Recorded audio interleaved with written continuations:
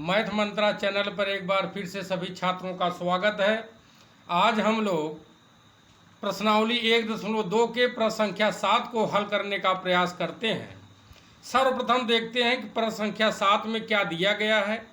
ये कह रहे हैं निम्नलिखित में से प्रत्येक स्थिति में बताइए कि क्या दिए हुए फलन एकाएकी आच्छादक अथवा एकाएकी आच्छादी हैं। अपने उत्तर का औचित्य भी बतलाइए। अब यहाँ पर दो भाग में क्वेश्चन हमसे पूछे जा रहे हैं। पहला है एफ एक्स बराबर 3 - 4x द्वारा परिभाषित फलन है और ये फलन कैसा है, आर से आर में है, यानी कि वास्तविक संख्या से वास्तविक संख्या में हो रहा है। दूसरा पार्ट इसका दे रहे हैं एफ एक्स बराबर 1 + x² द्वारा परिभाषित फलन, ये कह रहे हैं ये भी आर से आर में है। अब इसी को हमें ये देखना है कि क्या दिया गया फलन एकाएकी आच्छादक अथवा एकाएकी आच्छादी है या नहीं है। तो अब चलिए हम प्रश्न संख्या 7 को हल करने का प्रयास करते हैं और सर्वप्रथम भाग 1 को हल करते हैं। अब भाग में हमारे पास है एफ एक्स बराबर 3 - 4x, फिर दिया है प्रतिचित्रण किस में हो रहा है, वास्तविक संख्या से वास्तविक संख्या में हो रहा है। अब हम यहाँ पर जानते हैं कि वास्तविक संख्याओं के अंतर्गत सिर्फ काल्पनिक संख्याओं को छोड़ दिया जाए तो बाकी समस्त प्रकार की संख्याएं इसके अंदर निहित होती हैं। तो चलिए सर्वप्रथम हम देखते हैं कि दिया गया फलन एकाएकी है या नहीं है। तो हम कहते क्या हैं, एकाएकी के लिए, एकाएकी के लिए चलिए यहाँ पे हम लोग x की कुछ वैल्यू ले लेते हैं, जैसे 1 2 3 ... -1 -2। चलिए इतने हम चेक करते हैं। अब x बराबर अगर हमने 1 लिया तो देखिए एफ एक्स बराबर, यानी कि एफ एक्स बराबर हमें क्या मिल सकता है, यहाँ पे रखिए x बराबर 1 3 ऋण 4 × 1, यानी कि हमको क्या मिल जाएगा, 3 ऋण 4 मिलेगा। 3 ऋण 4 का मतलब क्या हुआ, हमको यहाँ मिल गया -1। अगर हम लोग 2 रखते हैं x बराबर, तब हमें क्या मिलेगा, 3 ऋण 4 × 2, यानी कि 3 ऋण 4 × 2 8 हो गया, यानी 3 - 8 बराबर हमको क्या मिल जाएगा, -5 मिल जाएगा। इसी तरीके से अगर हम लोग x बराबर 3 रखते हैं, देखिए जैसे डायरेक्ट f बराबर हमने क्या रख दिया 3, तो क्वेश्चन क्या है 3 - 4x, तो हो जाएगा 3 - 4 क्रॉस 3 हो जाएगा, बराबर हमको क्या मिल जाएगा, 3 ऋण 12। 3 ऋण 12 बराबर क्या मिला, -9 हमको मिल गया। इसी तरीके से अगर हम x बराबर -1 ले लें तो f -1 बराबर हमको क्या मिलेगा, 3 ऋण 4 × -1, यानी 3 ऋण 4 × -1, तो हमारा हो जाएगा 3 + 4 हो जाएगा, बराबर क्या मिलेगा, 7 मिलेगा। और f -2 अगर हमने ले लिया तब हमको क्या मिलता है, ये मिलेगा 3 - 4 क्रॉस -2, बराबर ये मिल रहा है 3 + 8, बराबर क्या हुआ, ये हमको मिल गया 11। तो इस तरीके से हम देख रहे हैं कि x के वैल्यू हम पुट कर रहे हैं एफ एक्स, यानी कि हमको प्रतिबिंब का मान मिल रहा है। और प्रतिबिंब का मान जब मिल रहा है, चलिए इसको हम आरेख विधि या आकृति विधि द्वारा देखने का प्रयास करते हैं। तो यहाँ पे हम 2 समुच्चय ले लेते हैं और दोनों ही बार समुच्चय क्या है, r है, यहाँ भी r, यहाँ भी r।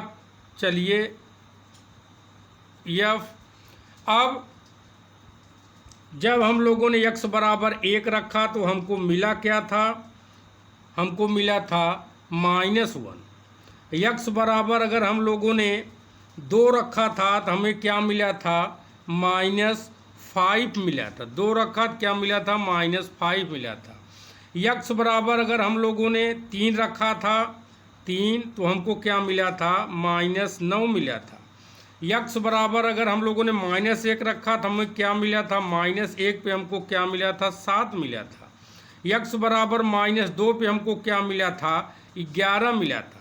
यहाँ से हम लोग देखते हैं कि प्रांत के भिन्न भिन्न अवयव के लिए सह प्रांत में भिन्न भिन्न प्रतिबिंब बन रहा है। ऐसे ही आप कोई भी अवयव यानी कोई भी वास्तविक संख्या लेकर देख सकते हैं, हर बार आपको भिन्न भिन्न अवयव प्राप्त होगा प्रतिबिंब के रूप में। तो हम कह सकते हैं कि इसलिए फलन क्या है, फलन एकैकी है। फलन क्या है, फलन एकैकी है। अब हम लोग आच्छादक के लिए आगे बढ़ते हैं। आच्छादक के लिए हम लोग जानते हैं कि सहप्रांत का यानी कि पहला आपका क्या होता है, प्रांत, दूसरा हमेशा क्या होता है, सहप्रांत। हम शुरू से ही इसकी चर्चा करते चले आए हैं। अब आच्छादक होने के लिए हम लोग जानते हैं कि सहप्रांत का प्रत्येक अवयव प्रांत के किसी न किसी अवयव का प्रतिबिंब होना चाहिए, या फिर बीजगणितीय रूप में हम लोग जानते हैं आच्छादक के लिए, आच्छादक के लिए f(x) बराबर क्या होता है, y होता है।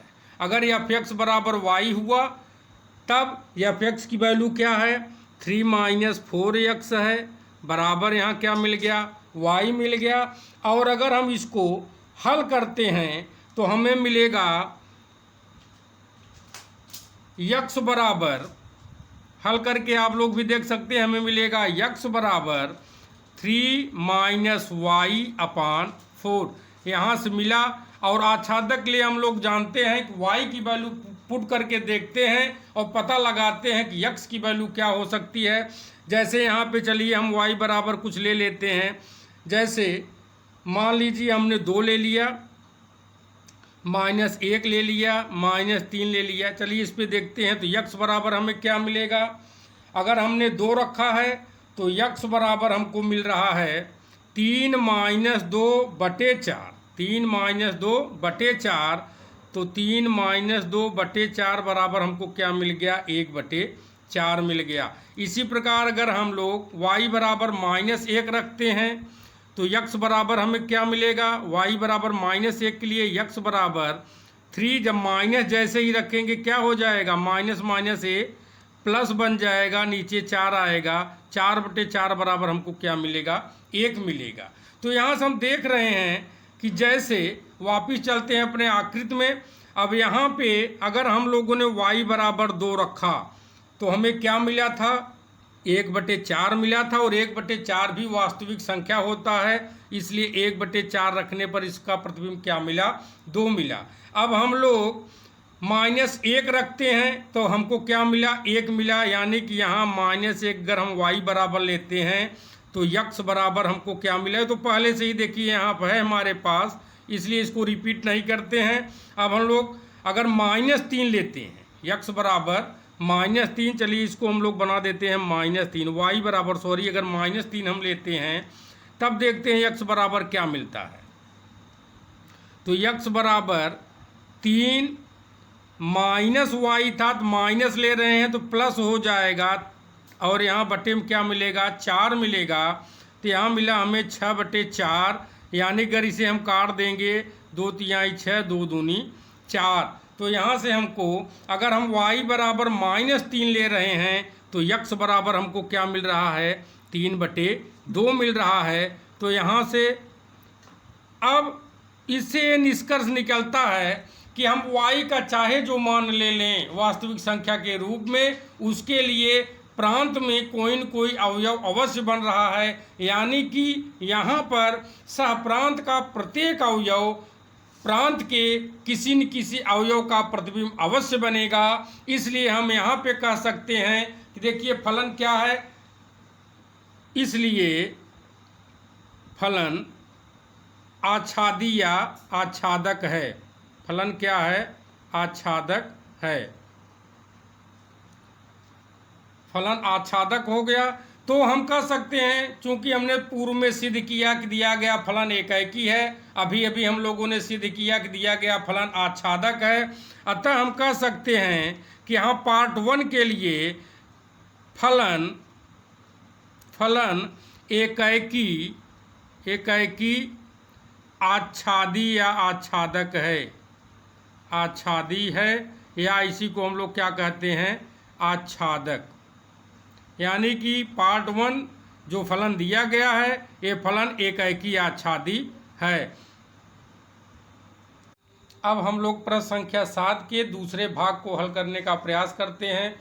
इसमें एक कंडीशन दिया है कि एफ एक्स बराबर 1 प्लस एक्स स्क्वायर, और फिर ये कह रहा है जो फलन है यह वास्तविक संख्या से वास्तविक संख्या में ही हो रहा है। तो एक बार फिर से चलिए हम लोग देखते हैं एकाएकी के लिए। तो सबसे पहले हम लोग यहाँ पर दो समुच्चय बना लेते हैं और एक ही बार में यहाँ पर देखते हैं कि दिया गया फलन एकाएकी आच्छादक है या नहीं है। तो ये भी हमारा समुच्चय क्या है, आर है। ये भी दिया गया समुच्चय क्या है, आर है। चलिए यहाँ पर एक प्रचित्रण या हो रहा है।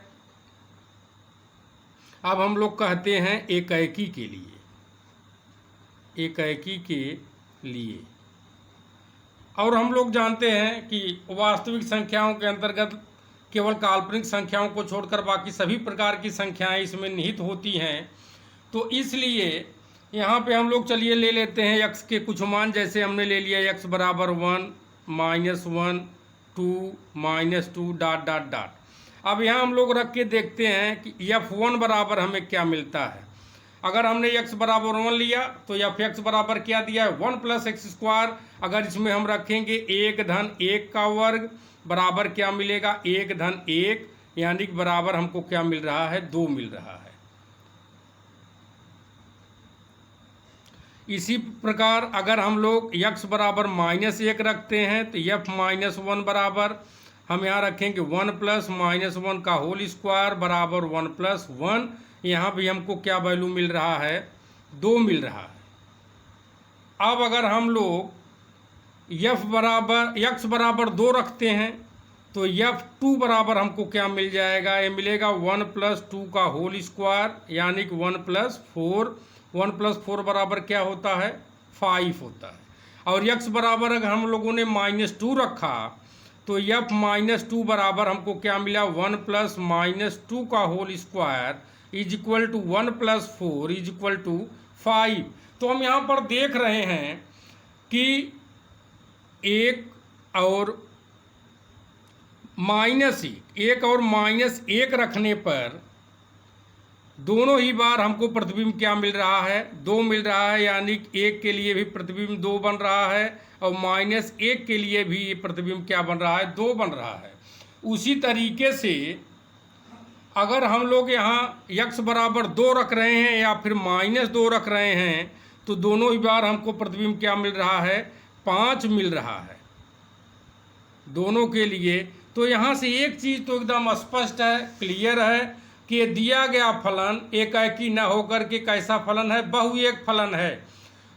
अब बहुएक फलन क्यों है, क्योंकि प्रांत के एक से अधिक अवयवों का प्रतिबिंब एक ही बन रहा है। यानी यहाँ देखिए 2 प्रतिबिंबों का अवयव एक ही बन रहा है, इसलिए हम कहेंगे इसलिए फलन एकाएकी नहीं है, इसलिए फलन एकाएकी नहीं है। अब हम लोग आच्छादक के लिए चलते हैं। आच्छादक के लिए हम लोग जानते हैं कंडीशन क्या होता है। आच्छादक के लिए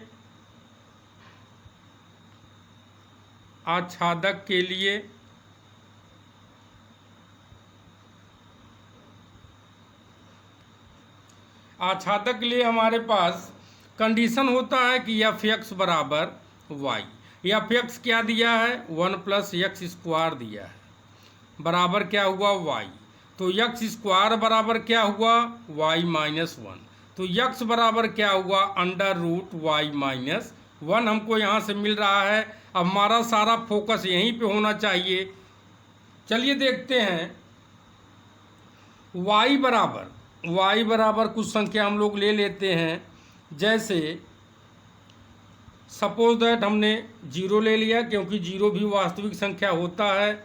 फिर -1 ले लिया, फिर क्या ले लिया, -1 लिया। इस पे चलिए देखते हैं हम लोग। तो देखिए x बराबर हमको क्या मिलेगा, अगर हम y बराबर इसमें 0 रखेंगे तो x बराबर क्या मिल रहा है, -1 मिल रहा है। अगर y बराबर हम 1 रख रहे हैं, y बराबर 1 रख रहे हैं तो x बराबर क्या, 1 ऋण 1 बराबर हमको 0 मिल रहा है। अगर y बराबर हम लोग -1 रख रहे हैं, तो हम -1 बराबर क्या हुआ, √-2 हुआ। तो यहाँ पर हम लोग एक चीज़ देख रहे हैं, जब y बराबर हमने 0 रखा तो करड़ी में क्या मिल रहा है, -1। तो √-1 is not belongs to r। इसी तरीके से √2, जब हम लोगों ने y बराबर -1 रखा तो x की वैल्यू क्या मिली, √-2 मिल रहा है। तो √-2 is not belongs to r, यह भी वास्तविक संख्या का अवयव नहीं है।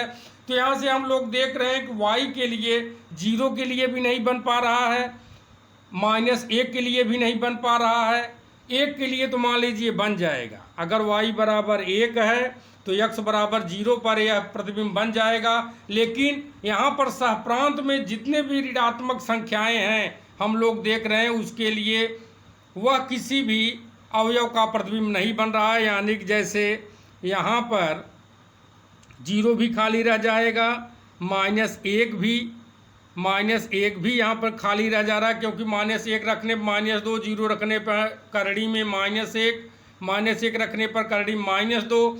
तो ये किसी भी अवयव के प्रतिबिंब नहीं बन पा रहे हैं। इसलिए हम कहेंगे कि दिया गया फलन, इसलिए फलन आच्छादक नहीं है या आच्छादी नहीं है, आच्छादक नहीं है। तो निष्कर्ष क्या निकला, निष्कर्ष यह निकला कि ये जो दूसरा भाग है, निष्कर्ष क्या निकला, दूसरे भाग के लिए हमको निष्कर्ष मिल रहा है कि फलन न तो एकैकी है, न तो एकैकी है और न ही आच्छादक या आच्छादी है, न ही आच्छादक है, न ही आच्छादक है। तो इस तरीके से आज हम लोगों ने प्रश्न संख्या 7 को हल किया।